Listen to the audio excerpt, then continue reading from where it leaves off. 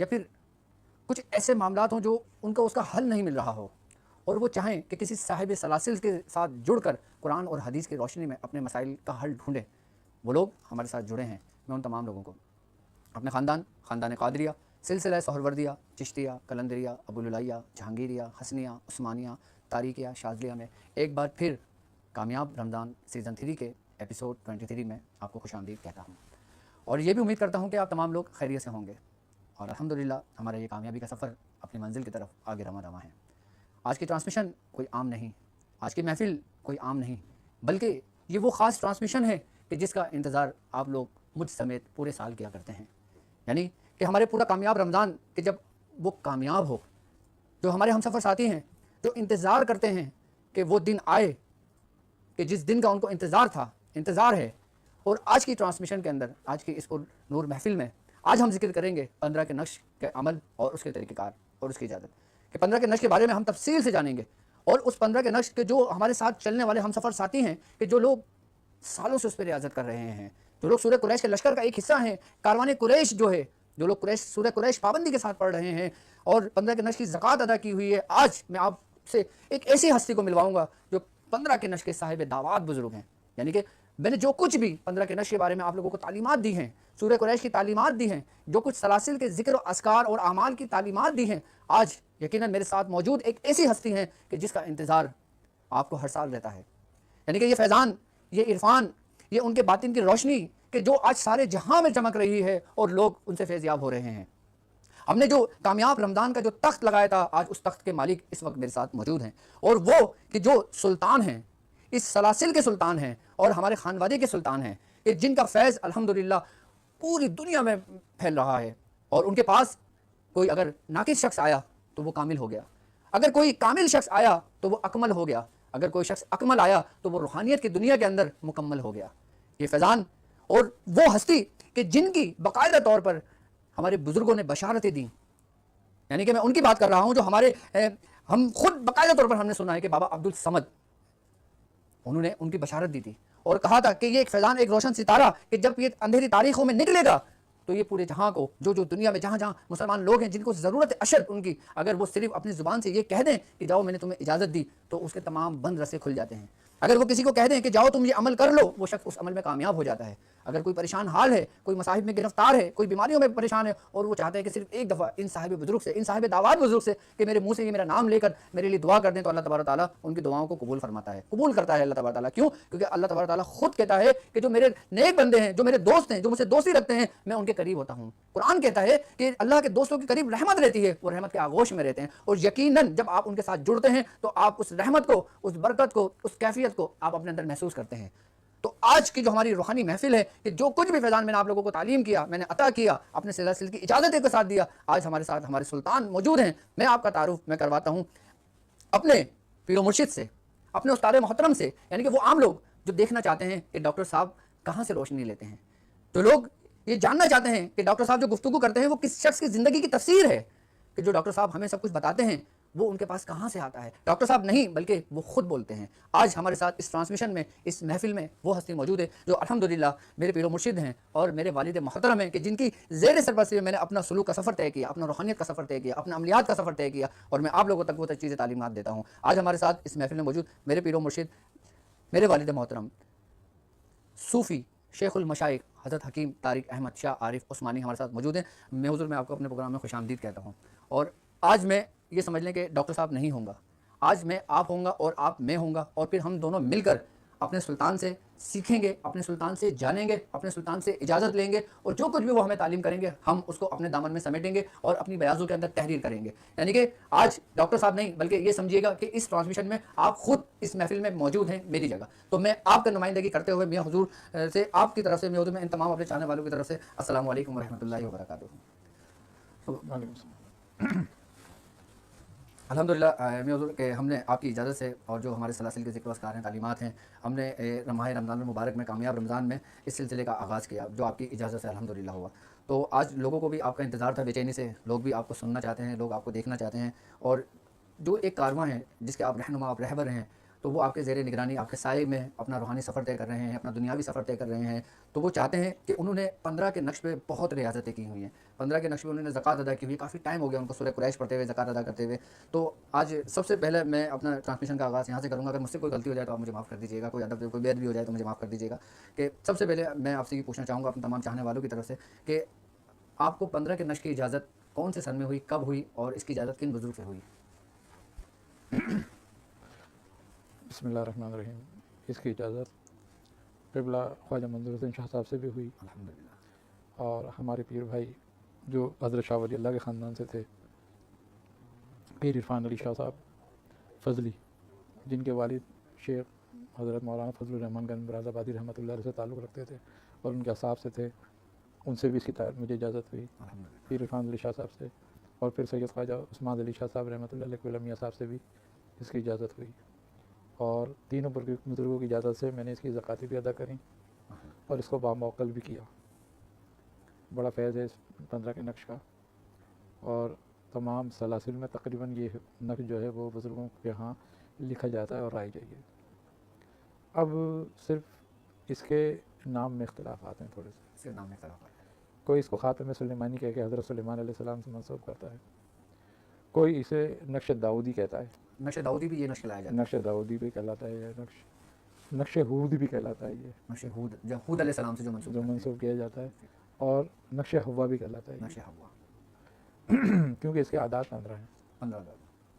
تو اما حوا علیہ السلام جو سلام اللہ علیہ ہیں، ان کے نام کے عادات بھی 15 ہیں. 15. حضرت داؤد علیہ السلام ہیں، ان کے اسم مبارک کے بھی عادات 15 ہیں. اور حضرت حود علیہ السلام کے بھی عادات 15 ہیں. اب حضرت داؤد علیہ السلام کی نسبت سے یہ سلیمانی کہلاتا ہے. حضرت داؤد علیہ السلام کی نسبت سے کہلاتا ہے. نسبت سے کہلاتا ہے. بعض حکمہ روحانیت کا قول ہے کہ حضرت سلیمان علیہ السلام کی انگوٹھی جو تھی اس پہ یہی نقش کندہ تھا. حضرت سلیمان علیہ السلام کی جو انگوٹھی تھی. بعض اس سے انکار کرتے ہیں کہ ایسا نہیں تھا، اس میں کچھ اس میں الہی کندہ تھے. اب یہ ایک اختلافی بات ہے، لیکن اس کے فیوزات اور برکات بہت ہیں. آپ نے اس کو کیسا پایا؟ بعض کے نزدیک اس کو پہلی مرتبہ یا لکھنے والے وضع کرنے والے حضرت ادریس علیہ السلام ہیں. حضرت ادریس علیہ السلام. کیونکہ علم جفر اور علم العادات ان سے ہی شروع ہوا ہے، تو اس لیے بعضوں کے نزدیک یہ حضرت ادریس علیہ السلام کا نقش ہے. لیکن یہ جس سے بھی منسوب ہو اور جنہوں نے بھی اس کی پہل کی ہو، یہ نقش ہے بڑا پرتاثیر. بعض کے نزدیک وہ اس کو نام لیتے ہیں ہر کارا. نقش ہر کارا. ہر کارا یعنی کہ ان کے مطابق کوئی کام ایسا نہیں ہے جو اس سے نہ ہو، اس کے ذریعے نہ ہو، اور کوئی حاجت ایسی نہیں ہے جو اس کے ذریعے پوری نہ ہو.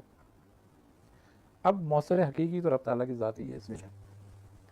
یہ علامتیں ہیں، اور یہ جو علامتیں ہیں مگر یہ ہیں بڑی موثر. 15 اس میں اصل میں یہ 1 سے شروع ہوتا ہے اور 9 پہ ختم ہوتا ہے. 1 سے شروع. اگر علم العادات کے تحت بھی دیکھا جائے تو یہ آخری قوت ہے. ایک سے کیونکہ ایک الف جو ہے اس کا وہ ابتدا ہے، اور 9 جو ہے وہ انتہا ہے. تو اس لیے عادات کی تمام قوت اس میں موجود ہے، علم العادات کی. کیوں کہ تمام عادات میں 0 جو ہے وہ علامت کے طور پر ہے، اس کی رقم کو بڑھانے کے لیے 0. باقی مثال کے طور پر الف ہے، اب اس کے عدد بھی 1 ہے. ایک ہے. قاف ہے بڑا، اس کے عدد بھی 1 ہے، اور غین ہے اس کا بھی عدد 1 ہے. اب ایک عدد 3 حرفوں پر ہے، فرق صرف اس کے 0 بڑھانے کا ہے، جو علامت کے طور پر حکم نے اس کو گنتی کو بڑھایا ہے. تو اب اگر دیکھا جائے تو اس میں پورے 28 حروف موجود ہیں، اور حرف تہجی پوری موجود ہے اس میں. پوری کی پوری حرف تہجی اس میں موجود ہے. اسی ترتیب سے 9 یا 27 حروف اس میں موجود ہیں. 27 ہے نا سمجھ بات. اب اسی ترتیب سے اگر ہم دیکھتے ہیں اس کو تو پورا قرآن جو ہے وہ 28 حروفوں سے مرکب ہے. اللہ اکبر. انہی 28 حروفوں کا مجموعہ ہے نا بے شک قرآن. اور علم الکلام میں مثال کے طور پر عربی میں اگر ہم دیکھتے ہیں کہ جو الفاظ بولے جاتے ہیں، جتنا بھی لسانی علم ہے وہ علم لسانی جو ہے جتنا بھی اس میں موجود ہے وہ انہی 28 حروفوں سے مرکب ہے. تو یہ جو ہے مجموعہ ہے قوت کا 15 کا نقش. 15 کا نقش. اب جب 15 کا نقش قوت کا مجموعہ ہے تو 28 حروف اس میں اعداد کی صورت میں شامل ہیں. اس کی تاثیر سب کی الگ الگ ہے. الگ ہر الگ ہے, حروف ہر حرف کی تاثیر الگ ہے اور جس حرف کی جو بھی تاثیر ہے وہ اس میں موجود ہے. موجود ہے. احصاء کل شیء عددا. اللہ تعالیٰ قرآن کریم میں سورہ جن کی آخری آیت میں فرماتا ہے کہ ہم نے تمام چیزوں کو عدد میں شمار کر لیا. عدد میں شمار. بے شک. یعنی کہ کائنات کی ہر چیز عدد کے مطابق شمار ہوئی بھی ہے. اللہ نے ان کو احاطہ کر لیا ہے, عددوں میں شمار کر لیا. یعنی کہ ہر چیز قید ہے اس کے اندر, ہر چیز کائنات کے تمام راز. تو اب یہی پورے اعداد اس میں موجود ہیں. اللہ, مطلب یہ طاقت اگر کہا جائے تو یہ تمام سلطانوں کا سلطان ہے. ہاں, طاقت کا سر چشمہ ہے یہ نقش جو ہے نقوش اور روحانیت کی عملیات کی دنیا میں. بے تاج بادشاہ ہے یہ. ہاں, عملیات کی دنیا میں یہ جو ہے یہ طاقت کا مجموعہ ہے. اسی لیے تمام سلاسل میں یہ نقش رائج ہے. اور تقریباً بزرگان اکرام اپنے سلاسل میں ان لوگوں کو جو علاج معالجے کی غرض سے عملیات کرتے ہیں وہ اس کو استعمال کرتے ہیں. اصل میں اگر ہم پیچھے چلے جائیں قدیم زمانے میں تو اس وقت سارا علاج دم پھونک تعویذ کے ذریعے ہوتا تھا. ابتدائی وقت میں, ابتدائی حالات میں. جو وقت ترقی کرتا گیا, جڑی بوٹیوں کے ان کے تجربات سامنے آتے گئے اور علاج بال دوا شروع ہوا, ورنہ علاج بال دعا تھا. ابتدا میں جب حضرت آدم علیہ السلام تھے, اس وقت حضرت آدم علیہ السلام کے بعد بھی علاج بال دعا رہا. علاج بالدعا. لوگ دعاؤں سے, منتروں سے, الفاظوں سے, تعویذوں سے, علامتوں سے اسے کیا علاج کیا کرتے تھے لوگوں کا. اب جب یہ اس کام نے, اس روحانیت نے باقاعدہ سند کی شکل اختیار کری, وہ حضرت ادریس علیہ السلام کا دور ہے. اور اس کے بعد مطلب اس کی ترتیب جو تھی وہ حضرت ادریس علیہ السلام نے دی تھی. السلام سے ہوئی اور پھر وہ باقاعدہ طور پر ایک سنتی طور پر جو ہے سلسلہ جاری ہوا. وہ سلسلہ جاری ہو گیا. صحیح. اب جب یہ سلسلہ باقاعدہ جاری ہوا, آپ کے جو شاگرد ہیں حضرت علیہ السلام کے حرمس اول, ہر مسئلہ. ان سے یہ سلسلہ شروع ہو گیا اور وہ پھر ان کے شاگرد بنے. انہوں نے باقاعدہ ترتیب سے اس علم کو آگے بڑھایا اور اس علم نے باقاعدہ صنعت کی شکل اختیار کری اور مختلف تہذیبوں میں پھر وہ صنعت رہی جو آج بھی موجود ہے. اہل عرب بھی اس کے تحت ہیں. اہل عرب کہ ہاں 15 کا نقش بڑی اہمیت ہے حامل ہے. حضرت محی الدین ابن عربی نے اس پہ بہت کچھ لکھا, حضرت امام غزالی نے لکھا, حضرت ابو عباس احمد بونی نے لکھا, حضرت فخر الدین رازی نے لکھا, آئی نا سمجھ بات, علامہ دیہروی نے لکھا. اس پہ بہت کچھ لکھا گیا اور جس طرح سے اس کے بارے میں لکھا گیا کہیں اس سے زیادہ اس کی تاثیر ہے. کیونکہ ہر بزرگ نے اپنے, ہر عالم نے, ہر حکمہ نے جو حکمہ روحانیت تھے تو میں ہندی ہیں اور مختلف گزرے ہیں, تو انہوں نے اپنے اپنے حساب سے اس کی تاثیر لکھی اور سب نے اپنے اپنے تجربے کے مطابق جو ہے اس کی زکوٰۃ کی ترتیبیں لکھی جو حکمہ روحانیت نے مقرر کی. تو اس کی عملیات کے, اس کے موقع بھی مقرر کیے, اس کے اعداد بھی مقرر ہوئے, اس کی چالیں بھی مقرر کی گئیں, تو وہ مختلف تجربات کے ساتھ ہوتی گئیں. یہ ایک باقاعدہ فن رہا, یہ ایک صنعت پوری, ایک فن ہے. اب جس نے اس میں جتنی کوشش کری اس نے اس کو اتنا حاصل کر لیا. لیکن آج کے دور میں اگر دیکھا جائے تو 15 کے نقش کے اوپر آپ کی مقصد ایک کافی فیضان ہے جو اس دنیا میں پھیل رہا ہے. تو اس سے پہلے میں خود کتابوں میں بھی اگر سرچ کرتا ہوں 15 کے نقش کے بارے میں تو مجھے اتنا کچھ نہیں ملتا, اور میں کئی جگہوں پہ گیا ہوں تو مجھے اس کے بارے میں کہیں بھی کچھ نہیں ملا. جو کچھ آپ کو اس سے ملا نا وہ کہیں بھی نہیں ملا. تو کیا آج کے دور میں یہ علم ناپید ہو گیا, یا جو پہلے کے بزرگان دین تھے 15 کے نقش کو انہوں نے اپنے سینے پہ اپنے ساتھ لے گئے, وہ انہوں نے تقسیم نہیں کیا. اصل میں بات یہ رہی ہے کہ لوگوں کے نا یقین کی بات ہے, ایک بات تو یہ ہے. پھر لوگوں نے اس کو باقاعدہ صنعت کے طور پہ نہیں سیکھا, ایک بات. دوسری بات یہ رہی کہ بزرگان اکرام کا ایک طریقہ یہ رہا کہ وہ اپنے خیال میں یہ دیکھتے تھے کہ کون اہل ہے کون نااہل ہے, اور کسی ایسے ویسے کے ہاتھ میں یہ تعویذ چلا گیا تو وہ اسے جائز ناجائز اس کو استعمال کرے گا. اچھا, خوبی کی بات یہ اس نقش کی ہر تہذیب میں ملتا ہے. اگر ہم مصریوں کو دیکھیں ان کے یہاں بھی ہے, بلدانیوں کو دیکھیں ان کے یہاں بھی ہے, اگر اہل ہنوز ہندوؤں کو دیکھیں تو ان کے یہاں بھی ہے, سنکرت میں بھی موجود ہے. آئی نا سمجھ بات. مختلف تہذیبیں اس نقش کو استعمال کرتی رہی ہیں اپنے اپنے طریقے پر. بات کبھی اس کو جادو سے بھی منسوخ کرتے ہیں کہ یہ بہت بالکل ترنت کام کرنے والا ہے. بالکل جادو. اب اہل ہنوز جو ہندو ہیں, اہل ہند ہیں, وہ اس کو بالکل جادو کے طور پر استعمال کرتے ہیں. اہل مصر اس کو جادو کے طور پر استعمال کرتے تھے. اب خیر اور شر تو دونوں ساتھ ہیں. اب جو خیر کے لیے استعمال کرے اس کو خیر ملے تو خیر ملے گا, شر کے لیے استعمال کرے تو شر. ایسی بات ہے. ایک قوت ہے, ایک تلوار ہے, حفاظت بھی کرتی ہے اور قتل بھی کرتی ہے. اچھا میوزر آپ نے جب اس کی زکوٰۃ ادا کی تھی تو آپ نے کتنے نقش لکھے ہیں یہ، مطلب اس کی جو زکوٰۃ ادا کری تھی آپ نے، اور کون سے سن میں کی تھی، کتنا سا ہو گیا؟ تقریباً یہ بات ہے 79 کی 79 کی بات ہے، 1979۔ جب میں نے اس کی زکوٰۃ ادا کری تھی، جس کو میں نے ایک سال میں 1.25 لاکھ لکھا تھا، اللہ اکبر، ایک سال کے اندر 1.25 کی تعداد آپ نے اس میں مکمل کی تھی۔ اور پرہیز کے ساتھ آپ نے اپنی زندگی میں 15 کے نشق کو کیسا پایا؟ بہت بہترین ہے اپنے مقاصد کے لیے۔